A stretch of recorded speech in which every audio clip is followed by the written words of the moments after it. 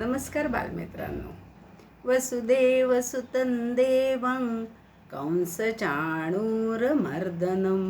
देवकी परमानंदं कृष्णं वंदे जगद्गुरुं. श्रीकृष्णं वंदे जगद्गुरुं. नमस्कार बालमित्रांनो. महिला प्रबोधन मंडळ नागपूर यांच्या वतीने जो संस्कार कवच उपक्रम चालतो त्यात मी वर्षा गीत तुम्हाला भगवद्गीतेचा अर्थ सांगते. मुलांनो, आतापर्यंत 11 अध्याय आपले बघून झाले. आता आपण 12व्या अध्यायाचा अर्थ बघूया. तर 11व्या अध्यायात श्रीकृष्णांनी अर्जुनाला विश्वरूप दर्शन दिलं. ते विश्वरूप दर्शन बघितल्यावर अर्जुनाच्या मनात कसं भय उत्पन्न झालं हे आपण बघितलं. त्याला कारण भगवंतांच्या त्या गोजीरवाण्या कृष्णमूर्ती बघायची सवय होती, त्याचीच त्याला ओळख होती. आणि याच अध्यायामध्ये 11व्या अध्यायात 55व्या श्लोकात श्रीकृष्णांनी अर्जुनाला सगुण आणि निर्गुण भक्तीबद्दल सांगितलं, भक्तांबद्दल सांगितलं. आता अर्जुनाला प्रश्न पडला की जे सगुण रूपाची भगवंतांच्या उपासना करतात ते भक्त श्रेष्ठ आहेत की जे निर्गुण रूपाची उपासना करतात ते भक्त श्रेष्ठ आहे. आणि तो भगवंतांना म्हणतो, मग एवं सततयुक्ता ये भक्तास्त्वां पर्युपासते ये चाप्यक्षरमव्यक्तं तेषांके योगवित्तमः. तर याच्यावर आता मुलांनो, आता भक्तियोग आणि ज्ञानयोग हे असे मोठे मोठे शब्द. तसं सगुण रूपाची उपासना करणं म्हणजे भक्तियोग आणि निर्गुण रूपाची उपासना करणं म्हणजे ज्ञानयोग. तर हे शब्द थोडे तुमच्यासाठी कठीण आहेत, भारी आहेत. आता बघा, आपण याला सोपं करून बघू. रोज तुम्ही आईबाबांना देवाची पूजा करताना बघता, हो की नाही? हळदी कुंकू वाहतात, फुलं वाहतात, आरती करतात देवाच्या, देवघरातल्या मूर्तीची. ही झाली सगुण भक्ती. आणि हा झाला भक्तियोग. आणि ज्ञानयोग म्हणजे आता तुम्ही आजी किंवा पणजी घरामध्ये समोर सोफा सेटवर बसते, कधी खोलीत खुर्चीवर बसून माळ जपत असते. तिच्या तोंडामध्ये श्रीराम जय राम जय जय राम किंवा जो कोणता तो ती जप करत असेल तो जप ती करत असते. तिच्याजवळ काही मूर्ती वगैरे नसते. तर हा झाला ही निर्गुण स्वरूपाची पण तिच्या मनामध्ये देव असतो. ही झाली निर्गुण स्वरूपाची उपासना. म्हणजे हा झाला ज्ञानयोग. आलं ना लक्षात? भक्तियोग, ज्ञानयोग. तर भगवंतांना अर्जुन विचारतो की भक्तियोग श्रेष्ठ आहे की ज्ञानयोग श्रेष्ठ आहे. तर यावर भगवंत अर्जुनाला उत्तर देतात. पहिल्या श्लोकामध्ये ते सरळ उत्तर देतात, पूर्ण त्याच्या प्रश्नाचं उत्तर देतात. ते म्हणतात, श्री भगवान उवाच मय्या वेश्य मनोयेमान नित्ययुक्ता उपासते श्रद्धया परयोपेतास ते मे युक्त तमा मताहा. भक्त श्रीकृष्ण अर्जुनाला म्हणतात की जे भक्त मला माझ्या ठिकाणी मन लावतात, मला आपलं मन माझ्या ठिकाणी मन स्थिर करतात, मग्न करतात आणि माझी उपासना करतात, तर ते श्रेष्ठ योगी आहे. मग श्रीकृष्णांनी आता पुढच्या सगळ्या श्लोकांमध्ये अर्जुनाला मन कसं एकरूप करायचं, त्यांच्या ठिकाणी चित्त कसं त्यांच्या ठिकाणी स्थिर करायचं हे सांगितलेलं आहे. मुलांनो, हे तुमच्यासाठी उपयोगी याच्याकरता आहे की अभ्यासामध्ये आपलं मन स्थिर झालं पाहिजे, चित्त स्थिर झालं पाहिजे, एकरूप झालं पाहिजे, तेव्हाच आपल्याकडून अभ्यास छान होतो. तर आता तुम्ही लक्ष देऊन ऐका. श्रीकृष्ण म्हणतात, अरे जे कर्मयोगांनी, म्हणजे आता आपल्या कर्मयोग म्हणजे काय? आपल्या वाट्याला जी जी कर्म आली. आता विद्यार्थ्यांच्या वाट्याला त्यांनी त्यांचा अभ्यास प्रामाणिकपणे करायचा, होमवर्क प्रामाणिकपणे करायचं, हे त्यांचे कर्म झाले. मोठ्या माणसांची कर्म काय असतात? तर मुलांना चांगले संस्कार द्यायचे, चांगलं घडवायचं आणि शिवाय समाजात सेवा करायची, राष्ट्रहितासाठी कार्य करायचं. तर हे सगळे जे कर्म असतात, हे ज्याच्या त्याच्या वाट्याला जे जे कर्म आलेले असतात ते कर्म त्यांनी करायचे, लोकांनी प्रामाणिकपणे करायचे आणि ते मला अर्पण करायचे. याला म्हणतात भगवंत कर्मयोग. आणि कर्मयोग आणि ज्ञानयोग करता करता ते करताना त्याच्यात भक्तीही असतेच. एखादा समाजसेवी आपण बघितला जो गरिबांसाठी खूप काम करतो, तर त्याच्यात त्याची भक्ती असतेच त्याला. तर आता तुम्हाला म्हटलं, आता मी तुम्हाला जर म्हटलं असं निर्गुण निराकाराची भक्ती करण्यासाठी मी तुम्हाला म्हटलं की निळा रंग तुम्ही इमॅजिन करा.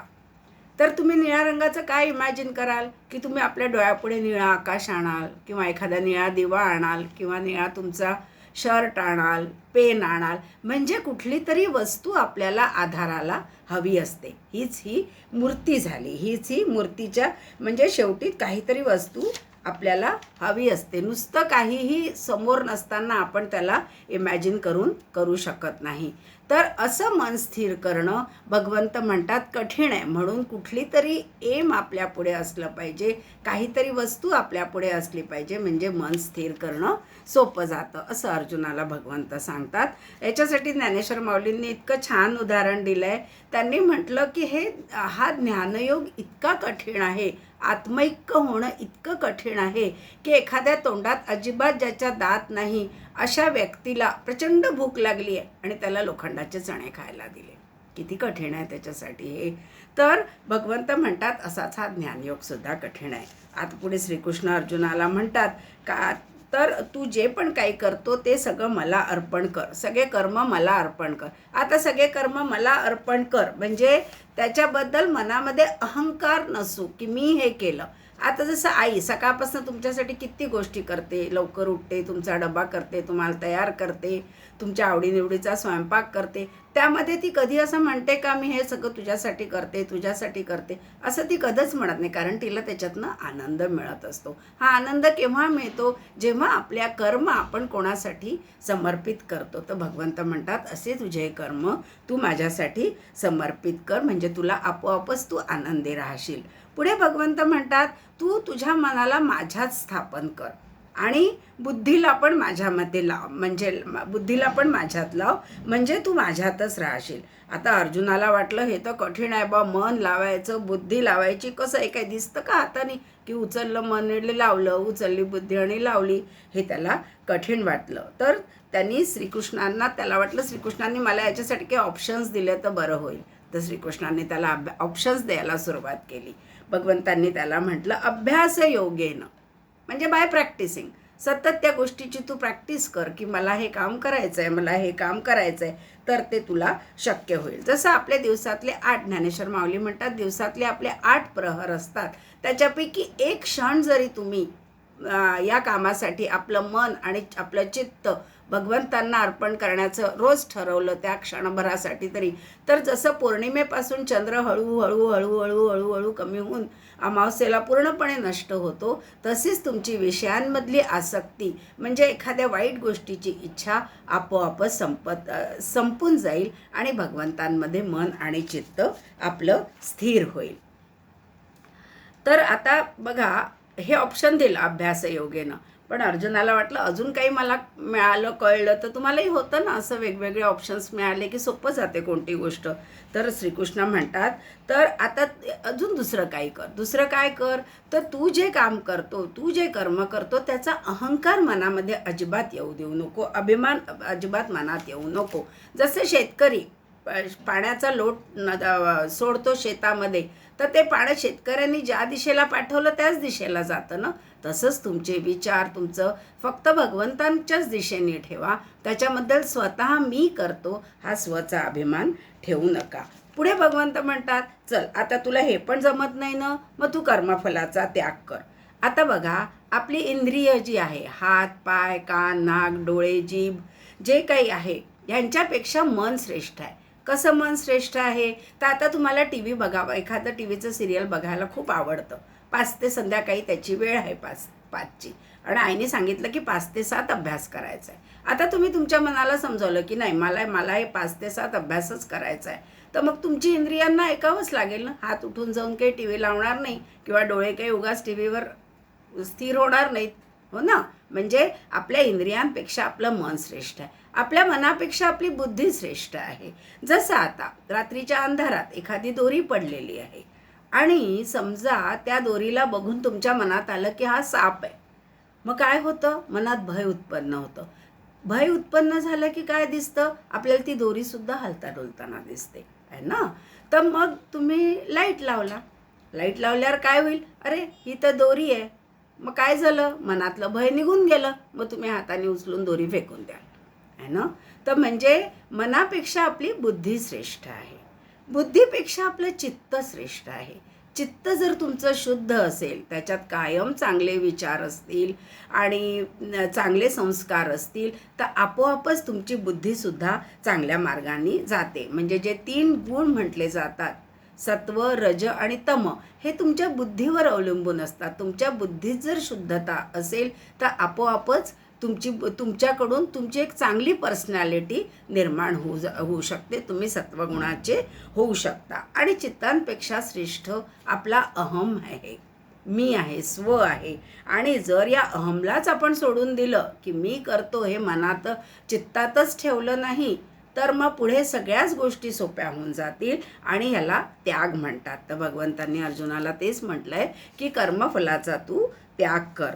आणि 13व्या श्लोकापासून पुढे 19व्या श्लोकापर्यंत श्रीकृष्ण आपल्याला जो भक्त, कोणता भक्त प्रिय असतो त्याचे गुण सांगितले आहेत. त्याच्यामध्ये त्यांनी मैत्र, करुणा म्हणजे कोणावर दया करायची, अहंकार मनात असायला नको, सुखदुःखाला सारखंच समजायचं, कोणालाही क्षमा करायची, मनात समाधानी असायचं, कायम प्रयत्नवादी असायचं आणि मनामधला जो काही आपला निश्चय आहे तो दृढ निश्चय असला पाहिजे.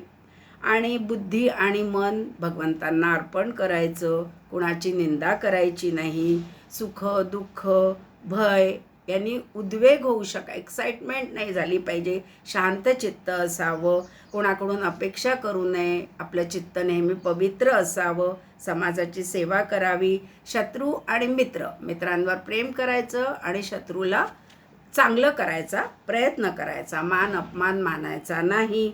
अशा कोणी काही स्तुती केली तर हरखून जायचं नाही किंवा कोणी आपली निंदा केली तर दुःखी व्हायचं नाही. अशा अनेक गुणांनी जो युक्त असतो असा भक्त भगवंत म्हणतात मला प्रिय आहे. आपण एक छोटीशी शेवटी गोष्ट बघूया की एकदा काय झालं, हनुमंत सीतेच्या कक्षात गेले. तिथे सीता भांगामध्ये असा शेंदूर भरत होती. हनुमंताला कळलं नाही काय करतात ह्या. तर त्यांनी सीतेला विचारलं, माता तू हे काय करते? तर आता तिला कळलं नाही की मला काय उत्तर देऊ, काय कशासाठी भरते. तर तिने म्हणून दिलं सीतेने की रामांना हे आवडतं म्हणून मी भांगात हा सेंदूर लावते. झालं. हनुमान तर अतिशय भक्त, त्याला वाटलं रामाला जे आवडतं ते तर मी केलंच पाहिजे. तो धावत धावत त्यांच्या त्या कक्षात गेला, कोठी घरात गेला त्या महालाच्या. तिथे खूप शेंदूर ठेवलेला होता. त्यांनी सगळा शेंदूरचे पिपेच्या पिपे आपल्या अंगावर उलटे करून घेतले आणि पळत पळत आला. आता काय झालं, तो शेंदूर कोरडा सगळा रस्त्यात पडून गेला. सीता म्हणाली, अरे हा असा थोडी लावायचा, याला तुपात भिजवून लावायचं. पुन्हा तो गेला त्या कोठी घरात. तिथले सगळे तुपाचे पिपे अंगावर उलटे केले आणि सगळे शेंदुराचे पोते अंगावर उलटे केले. आणि अशा प्रकारे आपला हनुमंत जो आपण बघतो ना शेंदुरानी, त्याला आपण नेहमी शेंदूर लावतो. किती भक्ती की रामाला जे आवडतं ते मला करायचंच आहे, याला म्हणतात भक्ती. मुलांनो, अशा प्रकारे हा भक्ती योगाचा 12वा अध्याय आपण इथेच थांबवूया. ओम तत्सदिति श्रीमद्भगवद्गीतासु उपनिषत्सु भक्त ब्रह्म विद्यायां योगशास्त्रे श्रीकृष्णार्जुन संवादे भक्तियोगो नाम 12ोऽध्यायः. श्रीकृष्णार्पणमस्तु.